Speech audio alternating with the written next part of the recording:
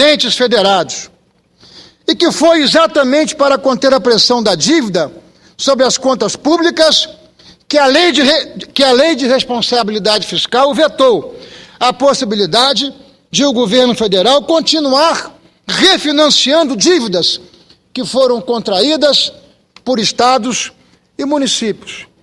O princípio absolutamente correto, a meu juízo.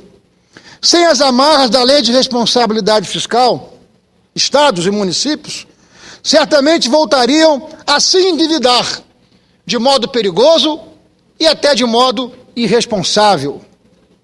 E é sempre bom lembrar que ainda convivemos com um déficit público muito elevado, o que reduz a nossa capacidade de poupança doméstica interna. O grande problema, senhoras senadoras, senhores senadores, é que a dívida dos estados e municípios, renegociadas pela última vez em 1997, no caso dos estados, e em 2001, no caso dos municípios, é indexada pelo IGP-DI, índice apropriado na época em que o câmbio era fixo. Com o câmbio flutuante vigente em nossa economia, a referência de praticamente todos os contratos passou a ser o IPCA, o indicador usado pelo Banco Central no sistema de metas de inflação. A insistência na indexação pelo IGPI-DI tem tido um impacto brutal nas contas estaduais e nas contas municipais. Sempre bom lembrar que de cada R$10 que são arrecadados em nosso país, de 6 a 7 são investidos pelos nossos municípios e pelos nossos estados.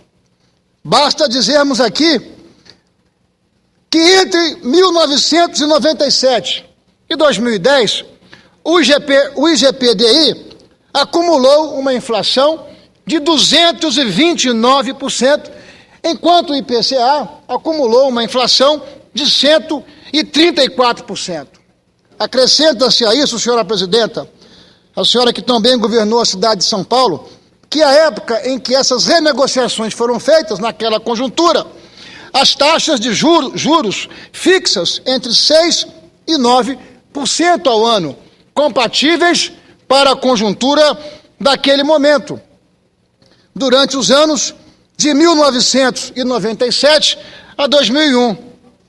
Resultado: por mais que estados e municípios façam o dever de casa, por mais que estados e municípios paguem essa dívida, ela no tempo só faz aumentar, diminuindo e criando mais dificuldades para que estados e municípios possam investir.